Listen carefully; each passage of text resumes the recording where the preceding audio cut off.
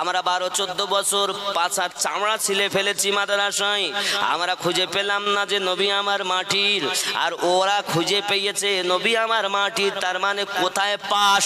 তা বলছি YouTube pass. ও ইউটিউবে মূল হাদিস সর্বনাশ। আগে যারা এখানে হাত বাজত এখন তার এখানে বাজতেছে। মানে কেন? তার ইউটিউবের মুফতি।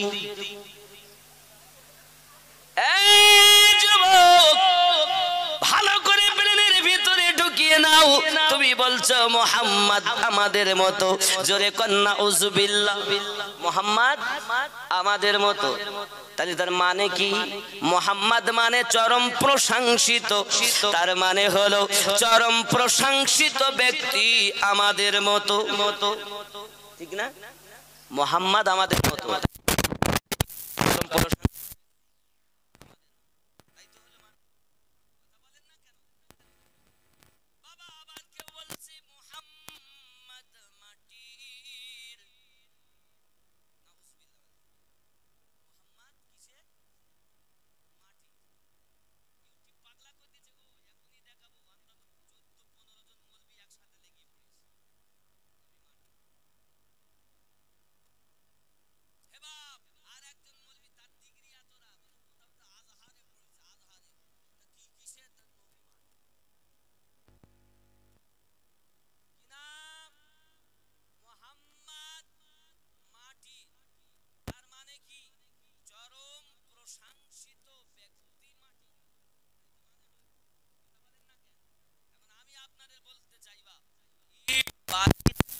রড দিয়ে মসজিদ বানালেন, ইট বালি সিমেন্ট রড দিয়ে মসজিদ বানালেন, নাম দিলেন নূর মসজিদ।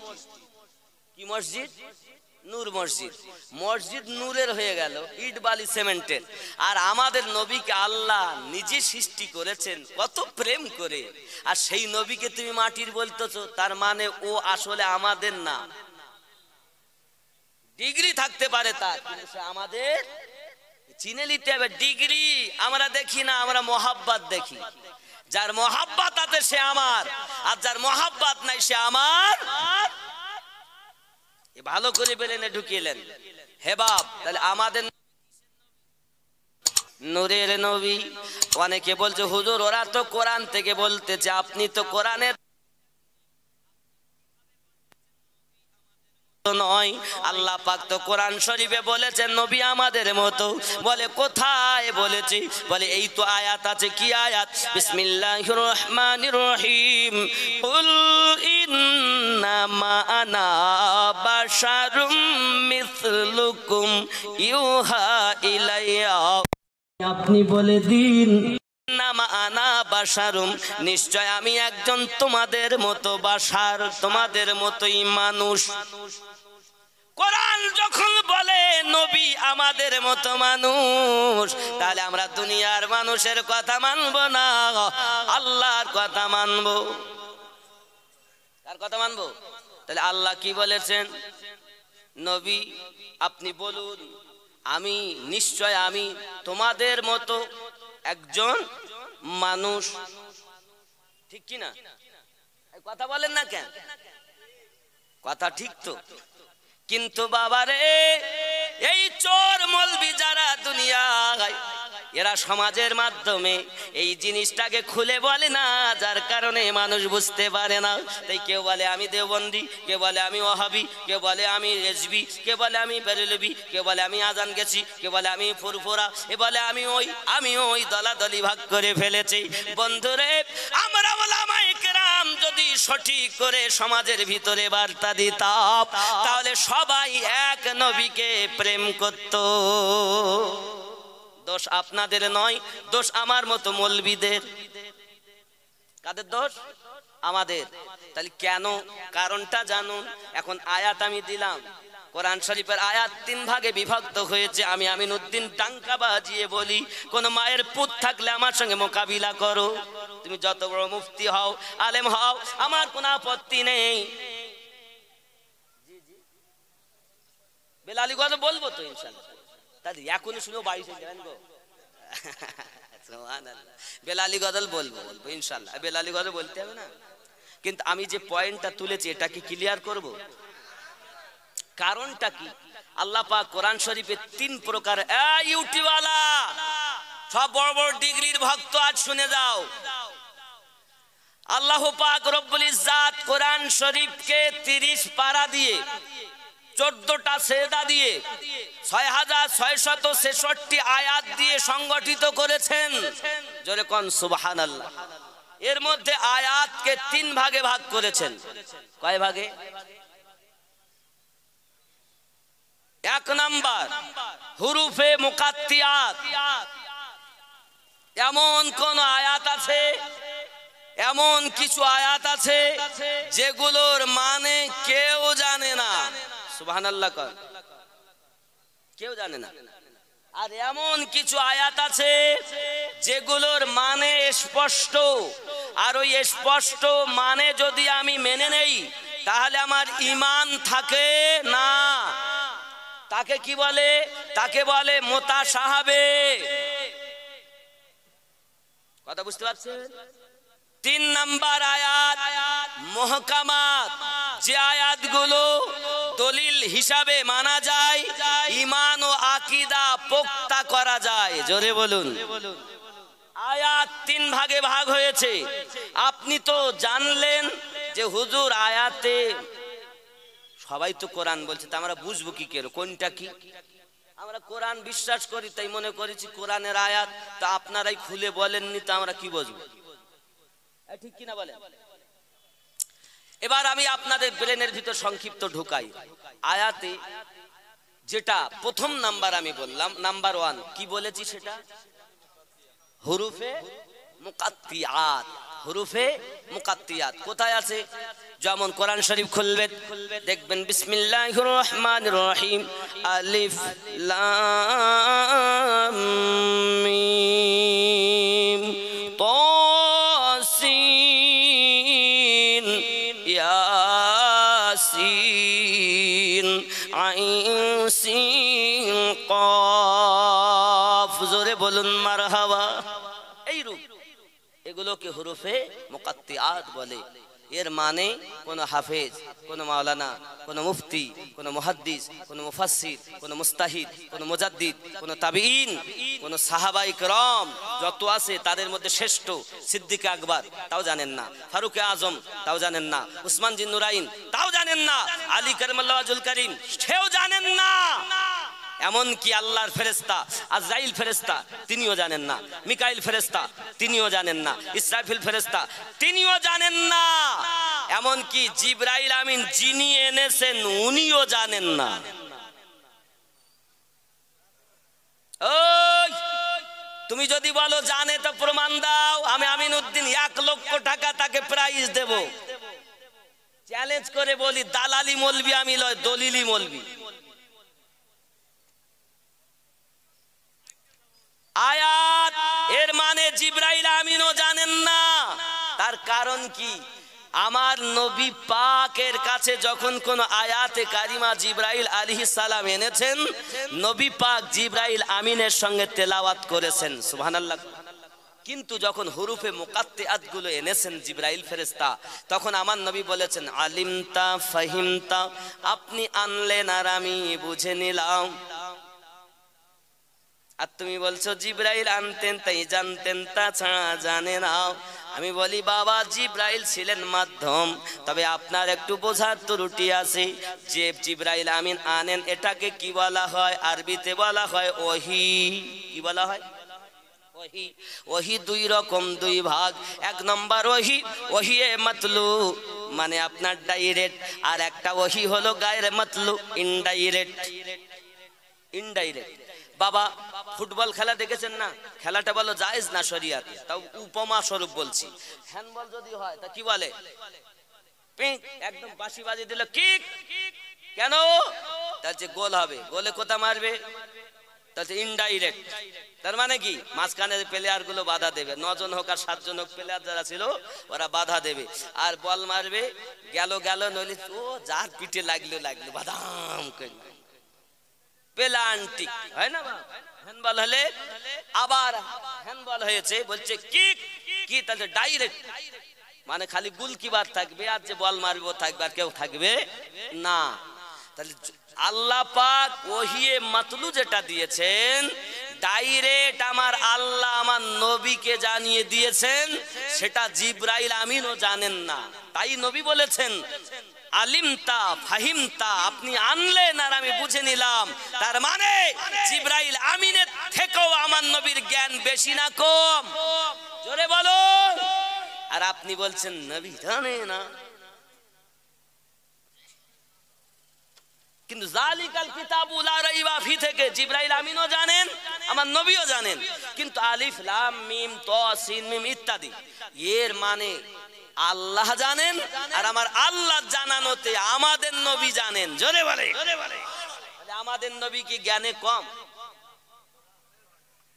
এর নাম হুরুফে মুকাত্তায়াত, মাথায় রাখবেন। 2 নাম্বার হুরুফে মুতাশাবিহ। এগুলো খুব পয়েন্টের কথা বলে, এটা আলেম ওলামাদের ওয়াজ। এগুলো আপনারা সাধারণ মানুষ এইগুলো বুঝতেছেন না বলে গন্ডগোল পাকাচ্ছেন। আর শুধু বলতে এই আমার অমুক হুজুর বলেছে, জানো কতরা মুসলমান করেছে অমুক হুজুর? আচ্ছা হ্যাঁ গো বাবা, মুসলমান করেছে, তবে ওই 72 দলের মুসলমান করেছে, জান্নাতি দলের করতে পারিনি। জান্নাতি দলের মুসলমান করেছে একমাত্র আল্লাহর ওলিরা, একমাত্র আল্লাহর ওলিরা ছাড়া। যা করতেছে দেখতেছি ইমান আকীদাই ভালো না, ওই দেখে যাও তো বরবাদ হয়ে যাও। আর ওলিওয়ালাদের ভক্ত দেখে কলেমা পড়ে মুসলমান হও, জান্নাত নিয়ে নাও। জোরে বলুন। ক্লিয়ার কথা, কোনো অসুবিধা নেই। আমাকে ভালো না লাগে দাওয়াত দিতে হবে না, আপনার মুখ দেখে আমি আসিনি বাপ। আমি মানুষের মুখ দেখে কথা কই না, আমি মানুষের মোহাব্বত দেখে কথা বলি। যার মধ্যে ওলি আল্লাহর প্রেম নাই, যার মধ্যে রাসূলের প্রেম নাই, সে আমার নয়, সে আমার নয়। ক্লিয়ার? খুব ভালো করে বোঝেন। আপনি আমার পিছনে যাই পড়েন গান, অসুবিধা নেই। আপনি যত গাবেন তত আমার নেকি পাওয়া হবে। সুবহানাল্লাহ। বেশি করে গাবেন, যে আমিনুদ্দিন ওইরা আমিনুদ্দিন তমুক, বেশি করে গাবেন, আমার তত নেকি। সুবহানাল্লাহ, কি পাও না। আচ্ছা 2 নাম্বারটা বলে নেই। 2 নাম্বারটা কি? হুরুফে মুতাশাবিহ। আয়াত স্পষ্ট, তার মানেও স্পষ্ট, কিন্তু ওটা আল্লাহর ইচ্ছা না। যেমন বহু আয়াত আছে, অন্তত 1-8টা বলি। কোরআন শরীফে 26 পারা সূরা আল ফাতা আয়াত নাম্বার 17, এই 17-এর অংশে আল্লাহ পাক বলছেন ইয়াদুল্লাহি ফাওকা আইদিহিম। এই আয়াতটা শুরু হলো এই ইন্নাল্লাযীনা ইউবাইউনাকা ইন্নামা ইউবাইউনাল্লাহ ইয়াদুল্লাহি ফাওকা আইদিহিম। একটু কাছে আসবেন বাবা, আমার কথা কি বুঝতেছেন? আমার কথা কি বুঝতে অসুবিধা হচ্ছে? আমি চাইলে, ওনাদের ইচ্ছা ছিল বেলাল হাবশী রাদিয়াল্লাহু তাআলা জীবনী বলো, আচ্ছা ও তো নেটে অনেক আছে, কিন্তু জীবনী শুনে এরা তো কিছু আমল করছে না, ঠিক কি না বলেন? কিন্তু আমি যে কথাগুলো বলছি এগুলো আমাদের প্রয়োজন আছে না নাই? আছে না নাই?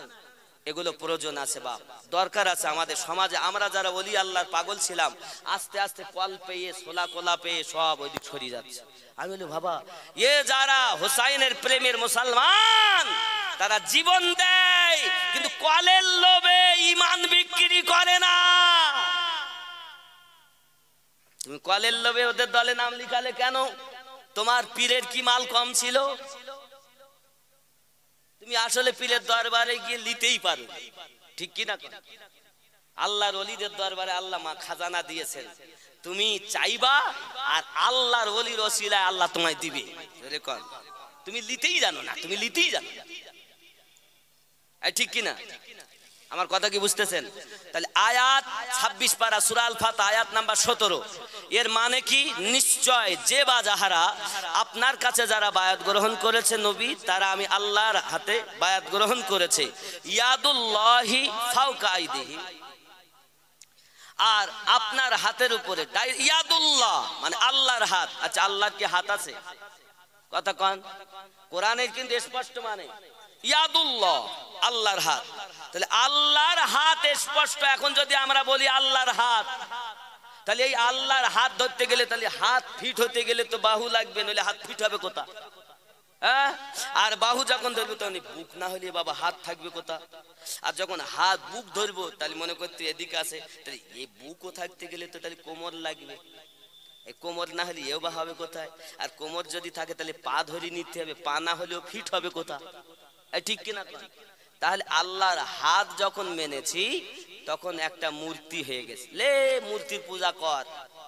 আল্লাহর হাত ধরতে গিয়ে মূর্তির পূজা করে ইমান বরবাদ করে ফেল। ঠিক কিনা? আমাদের ইমান কি? আল্লাহ হাত থেকে পাক, জবান থেকে পাক, চেহারা থেকে পাক, দেহ থেকে পাক, জন্ম থেকে পাক, ঘুম থেকে পাক, খাওয়া থেকে পাক। তাকে কেউ জন্ম দেয়নি, সে কারু থেকে জন্ম নেয়নি। আমাদের আল্লাহ পাক, সমস্ত কিছু থেকে পবিত্র। ঠিক কিনা বলে? তাহলে এই যে আল্লাহর হাত কোরআন বলছে, তাহলে এটা কি? এগুলোকে আয়াতে মুতাশাবিহ, ডাইরেক্ট মানে। কিন্তু এই মানে মোতাবেক যদি আপনি আমল করেন তাহলে আপনার ইমান কি হবে? থাকবে কি ইমান? যদি আল্লাহর বলে আল্লাহর হাত আছে তাহলে আমাদের ইমান থাকবে? তাহলে এগুলোকে বলা আয়াতে মুতাশাবিহ, এগুলোতে ইমান আকীদা তৈরি হয় না। ঠিক ওই আয়াতে মুতাশাবিহ এই আয়াতটা, যেমন কুল ইন্নামা আনা বাশারুম মিসলুকুম ইউহা ইলাইয়া, এই আয়াতটা ওই আয়াতে মুতাশাবিহ আয়াত। এটা কাফেরের জন্য অবতীর্ণ হয়েছে। যেমন কাফেরেরা বলেছিল যারা নবী হবে সে হবে জিন, যে নবী হবে সে হবে ফেরেশতা, যে নবী হবে সে হবে দৈত্য। আমার আল্লাহ বলেন নবী আপনি বলে দিন যে নবী হবে সে জিন হবে না, যে নবী হবে সে ফেরেশতা হবে না, যে নবী হবে সে একজন মানুষ হবে। তাই আমার আল্লাহ বলেন কুল ইন্নামা আনা, নবী আপনি বলে দিন নিশ্চয় আমি একজন তোমাদের মতো বাশার। এটা কাদের জন্য এসেছে এই আয়াত? ইহুদি নাসারাদের জন্য। কাদের জন্য এসেছে? ইহুদি নাসারাদের জন্য এই আয়াত, মুতাশাবিহ আয়াত। আর এই আয়াতটা যদি ইমানদারের প্রতি লাগানো হয় তাহলে ইমান থাকবে। তাহলে ইমানদারেরা তো বলে ফেলবে নবী আমাদের মতন। ঠিক কি না? এই কথা বলেন না কেন? নবী কি আমাদের মতো? তাহলে এই আয়াতটা আয়াতে মুতাশাবিহ আয়াত, এ থেকে দলিল মানা যায় না। এটা দলিল অবশ্যই, তবে ইহুদি নাসারাদের জন্য, মুমিনের জন্য এটা নয়। ঠিক কি না? কথা বুঝতেছেন? আর এই আয়াতটাই ওরা এনে তুলে তুলে বলতো নবী আমাদের মতো, নবী আমাদের মতো। ওরা বলছে তাই তো কোরআন বলেছে নবী আমাদের মতো। বাবা আয় নামাজ পড়, আয় নামাজ পড়। আরে বাবা, নবী কি আমাদের মতো বলে নামাজ পড়লে তো তার নামাজ, তাদের জন্য আমার নবী নামাজ আনেননি। নামাজ এনেছেন উম্মতের জন্য, যারা দিল ও জান দিয়ে নবীকে প্রেম করে তাদের জন্য নামাজ। আচ্ছা, ইমান দরকার আছে না নাই? ইমান আগে না আমল আগে? ইমান আগে। হে বাবা, আমার আল্লাহ নামাজ পড়তে বলেছেন ইমানদারকে, রোজা রাখতে বলেছেন ইমানদারকে, হজ করতে বলেছেন ইমানদারকে, যাকাত দিতে বলেছেন ইমানদারকে। ঠিক কি না? ইমান যদি না থাকে তাহলে সবকিছু বেকার। তাহলে ইমান কি জানার দরকার আছে না নাই? বাপ, আপনি মনে করুন ইমান একটা সংখ্যা এক। যখন আপনি ইমান নিয়ে এলেন তখন আপনার জন্য প্রথম নাম্বার কাজ হলো 5 ওয়াক্ত নামাজ আদায় করা। ঠিক কি না? তাহলে আপনার এক তৈরি হলো ইমান। এবার আপনি নামাজ পড়লেন, নামাজ পড়লে আপনার একটা শূন্য লেগে গেল। তাহলে একের পিঠে একটা শূন্য কত হলো? আপনি যাকাত দিলেন, আর একটা শূন্য লাগলো, কত হলো? 100। আপনি রোজা রাখলেন, আর একটা শূন্য হলো, কত হলো? 1000। আপনি হজ করলেন, আর একটা শূন্য, কত হলো? 10,000। হয়নি? কটা হলো? 10,000 হলো তো।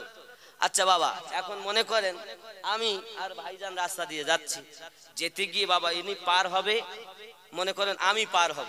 উনি দেখছে একটা গাড়ি আসতেছে টাটা সুমো, আমি তো হুক করে যেতে গেছি আর উনি আমার টেনে ধরেছে, গাড়ি চলে গেল, আমার কোনো বিপদ হইল না। ওনার আর একটা সৈন্য লেগে গেল, কত হইল? 1 লাখ। আচ্ছা আপনারা বলুন, সৈন্য আছে কিন্তু সংখ্যা নেই। আচ্ছা, সংখ্যাবিহীন সৈন্যর কোনো মূল্য আছে? ঠিক তদ্রূপ ঈমানবিহীন আমলের কোনো মূল্য। হে বাবা, দুনিয়ায় নবীকে তোমাদের মতো আমাদের মতো বলছো আর নামাজ ঠুকতেছো, ওই সৈন্যর কোনো মূল্য। হ্যাঁ, ঈমান মজবুত করো, এমন করো যে নবী আমাদের মতো বলেছেন, আল্লাহ আমার রাসূল জবানে বলেছেন, কিন্তু আমার নবী এটাই বুঝাতে যে তোমাদেরই মতো। নবী কি আমাদের মতো?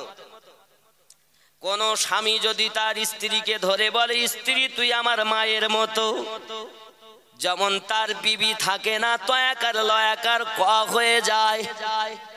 কোন স্বামী যদি তার স্ত্রীকে দেখে বলে বিবি আমার, তুমি আমার জীবন, তুমি আমার মরণ, আমি মাকে ভালোবাসি, তাই আমি তোমাকে বলি আমার স্ত্রী আমার মায়ের মতো, তার বিবি যেমন থাকে না ঠিক তদরূপ নবীজিকে আমাদের মতো বললে ঈমান থাকে না।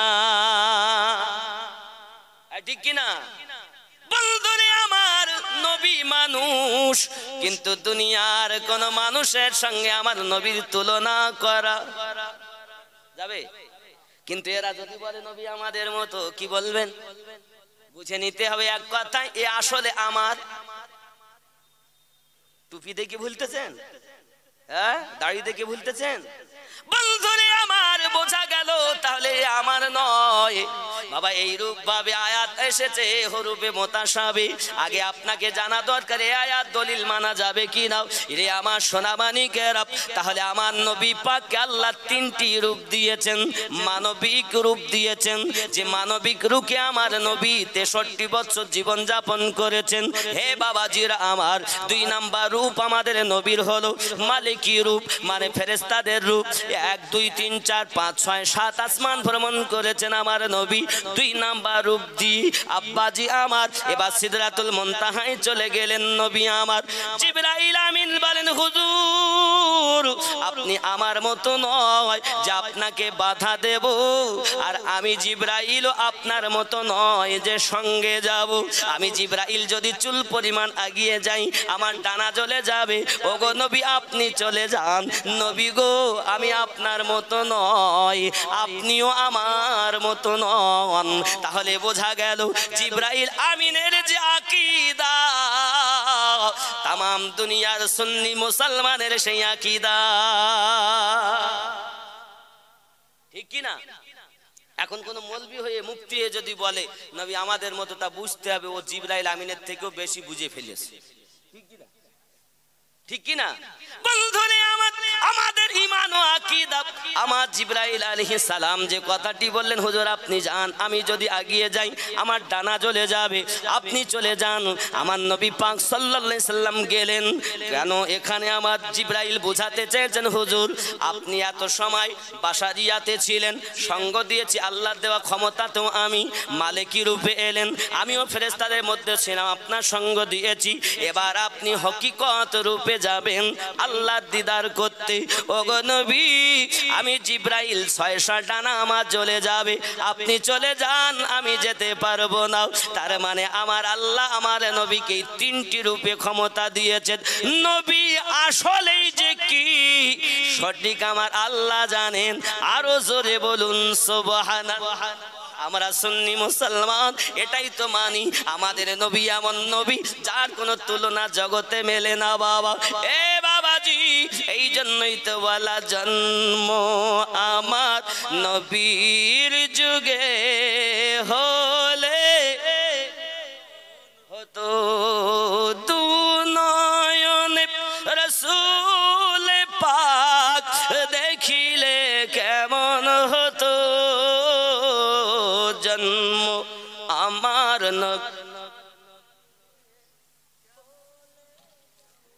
বাবা।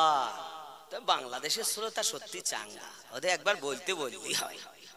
আর আমাদের তো আসলে অভ্যাস নেই, এই জন্য আসলে অন্য কিছু না, অভ্যাস নেই বলে আমরা তো অভ্যাসের দাস, না কি বলে আব্বাজি আমার? যাই হোক, এখন কথা হলো তাহলে আমাদের ঈমান ও আকীদা মজবুত করতে হবে। আজ যদি আমরা এইরূপ ভাবে বুঝাতাম মানুষকে, তাহলে হুরুফে মুতাশাবি, হুরুফে মুহকামাত মানুষ বুঝতো। তাহলে হুরুফে মুহকামাত কাকে বলে? এই বাবু করিস না খোকা। এখন কি হতো, যেমন ধরেন বহু আয়াত যেগুলো দলিল মানা যায়, অনেক আয়াত আছে, একাত্রা বলি। ওয়ামা আরসালনাকা ইল্লা রাহমাতাল লিল আলামিন, আমি আপনাকে পাঠাই নাই, পাঠিয়েছি তামাম জাহানের জন্য রহমত করে। জোরে বলুন আমাদের নবী কি? এগুলো দলিল মানা যায়, হুরুফে মুহকামাত আয়াত দলিল হবে ইমানদারের জন্য, জোরে কান সুবহানাল্লাহ।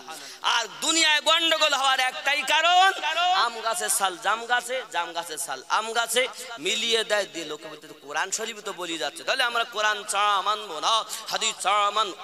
অনেকে কি বলছে, আমাদের দলিল কটা? শরিয়াতের দলিল 4টি। আজকে জেনে নেন শরিয়াতের দলিল কটা?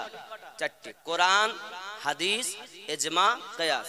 অনেকে দেখবেন আপনাদের মাঝে কোরআন সুন্নাহ ছাড়া মানবো না, কোরআন হাদিস ছাড়া মানবো না, কোরআন হাদিসে যাহা আছে তাহাই মানবো, কোরআন হাদিসের বাইরে মানবো বলছে না অনেকে, এই বলে না? আচ্ছা আপনি বলেন, যে ব্যক্তি এই কথা বলতেছে ওর আব্বার সাথে ওর মায়ের বিয়ে হয়েছে না হয়নি? তাহলে ওর আব্বা মায়ের বিয়ে কোরআন শরীফের কোন আয়াতে হয়েছে একটু বলেন তো। সুবহানাল্লাহ। কি গো দাও দিন দেখি কি বলছে। এরা কি বলতেছে, হুজুর দয়া করিয়া বেলালিয়ের এই গজলটা বলেন, মেয়েরা খুব শুনতে চাইছে। আমার মা খালা শোনো, রাতের বেলা করো না ঝালাপালা, নাম আমিনুদ্দিন আলী, যাহা বলবো খোলাখলি, চুপ করো। মাইক পাইছি যখন ছাড়বো কেন? কি গো মোটে পাইনি, অনেকদিন পর পাইছি, ছাড়াছাড়ি নেই, জোরে কোন সুবহানাল্লাহ। তাহলে আমি কি বলছিলাম আগে, কি বলতে বলতে এই কাগজটা নিলাম। হ্যাঁ, বাপের সাথে মেয়ের বিয়ে হয়েছে, এটা কোরআন শরীফে 6666 আয়াতের মধ্যে কোথাও আছে? কোন আয়াতে? জোর বাপের সাথে, আপনি কি বুঝতে পারেননি কথাটা? আপনার আমার ধরেন বিয়ে হয়েছে, তাহলে আমার যে আমার স্ত্রীর সঙ্গে বিয়ে হয়েছে, এই বিয়ের কথা কোরআন শরীফের কোন আয়াতে আছে? আপনাদের কারো বিয়ের কথা হাদিস শরীফের কোন হাদিসে আছে? তাহলে ও তো বলতে যে কোরআন হাদিস ছাড়া মানবো, তাহলে তোর বাপ মায়ের বিয়ে মানে না। হ্যাঁ কথা বলে ঠিক কি না বলে? ও কোরআন হাদিস ছাড়া মানবে না, তাহলে ওর বাপ মার বিয়ে ও মানে, কারণ কোরআন হাদিসে নাই। আর যদি বিয়ে না মানে, আর যদি ছেলে হয় তাকে কি ছেলে বলে? এই জোরে বলেন কি বলে? আমি বলো ফতোয়া দেয়নি, আপনারা দিয়েছেন, আমার দেশ কথা বুঝেছেন? তাহলে আমরা সুন্নি, আমরা কোরআন হাদিস ইজমা কিয়াস 4টে দলিল মানি, জোরে বলুন। এজন্য আমরা হলাম হক, ঠিক কি না? আর যারা বলে কোরআন সুন্নাহ ছাড়া মানবো না, এই চিন্তা ভাবনা বাদ দেন, দিয়ে শরিয়াতে 4টে দলিল যারা মানে তারা সঠিক।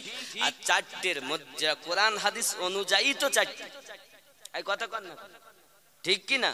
তাহলে কোরআন হাদিসে বলছো কোরআন হাদিস ছাড়া মানবো না, বিয়ে শাদী তোর মধ্যে নাই, তাহলে তুমি কিভাবে হবে ভাই? জারজ থেকে তুমি সঠিক আগে হও, তারপর আমাদের দলে এসো, জোরে কোন সুবহানাল্লাহ।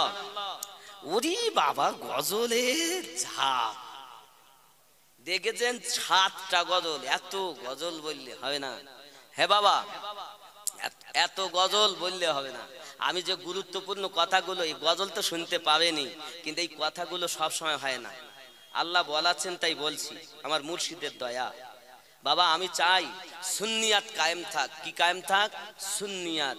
এজন্য একটা সংগঠন করেছে সুন্নি জাগরণ কাফেলা। বাবা আপনাদের চাঁদপুরে ওদের ওখানে 20 মাঘ মনে হয় দাওয়াত আছে না? ওই গো 20 মাঘ আছে, আল্লাহ রহম করলে আসবো। ওখানে কিছু সংগঠনের ছেলেও তৈরি হচ্ছে। আমার এই সংগঠনের টাকা পেটে খাওয়ার জন্য করিনি বাবা, প্রায় 25 লক্ষ টাকা দিয়ে জায়গা কিনেছি, একটা মাদ্রাসা করব, 6 থেকে 7 কোটি টাকা ব্যয় হবে মোটামুটি। আব্বা সাথে সাথে এই সংগঠন, এটা আমি আমার সাথে করিনি। হয়তো আপনি বলে হুজুর দাদা হুজুরের অবলম্বী, অবশ্যই, কেন নয়, ওতে আমার স্বীকারোক্তিতে লেওয়া আছে। দুনিয়ার আব্দুল কাদের জিলানী হুজুর রহমাতুল্লাহ আলাইহি আগে ও পরে দুনিয়ায় যত আউলিয়া কেরাম আছেন এবং ছিলেন এবং আসবেন, সমস্ত ওলিকে ভালোবাসতে হবে এবং প্রত্যেক ওলি ও নবী মাজারে জীবিত আছে এর প্রতি ঈমান রাখতে হবে। আমার স্বীকারোক্তিতেই দেওয়া আছে। তার মানে দুনিয়ার সমস্ত ওলি আল্লাহকে মানতে, তাহলে আপনার আপত্তি আছে? আপনার পীর আপন বলছে না সবার বাপ ভালো, তার মধ্যে আমার বাপ আরো ভালো, সবার পীর ভালো, তার মধ্যে আমার পীর আমার কাছে আরো ভালো, এটাই হওয়া উচিত। ও তাহলে আমারটা ভালো ওটা ভালো নয়, আমারটা ভালো ওটা ভালো, ওর বাপ যে খারাপ এটা কে বলতে বলেছে? ও জানে ওর বাপ ভালো কি খারাপ। তোমার নীতি এটা থাকবে সবার বাপ ভালো, তার মধ্যে আমার বাপ আমার কাছে আরো ভালো, বেশি ভালো, সবার পীর ভালো, তার মধ্যে আমার পীর আমার কাছে বেশি ভালো, এটাই হলো তরিকতের কথা। আর ও শুধু ঝগড়া বাঁধে, ওটা ভালো নয় এটা ভালো ওটা খারাপ। আল্লাহর ওলিরা যখন সবই নবীওয়ালা, তাহলে আমরা কেন বাবা করবো এত গন্ডগোল বলেন? যারা নবীওয়ালা আমরা তাদের আছি, যারা নবীওয়ালা নয় আমরা তাদের মানবো না, ব্যাস মিটে গেল। ছোট খাটো মশলা নিয়ে মারামারি শুরু করি। ঠিক বলছি না ভুল বলছি? ঠিক বলছি না ভুল বলছি? নিশ্চিত আপনারা বুঝতে পারছেন। যাই হোক, অন্তত এক আধটা বলি, জোরে কোন সুবহানাল্লাহ। সাল্লি আলা মাওলানা মুহাম্মদ ওয়া আলা আলি সাইয়্যিদিনা। বন্ধুরে আমার, হাবশী বেলাল রাদিয়াল্লাহু তাআলা আযান দেন, হঠাৎ করে আওয়াজ দেয়, হুজুর বেলাল আযান দিতে পারে না, ভুল আযান দেয়।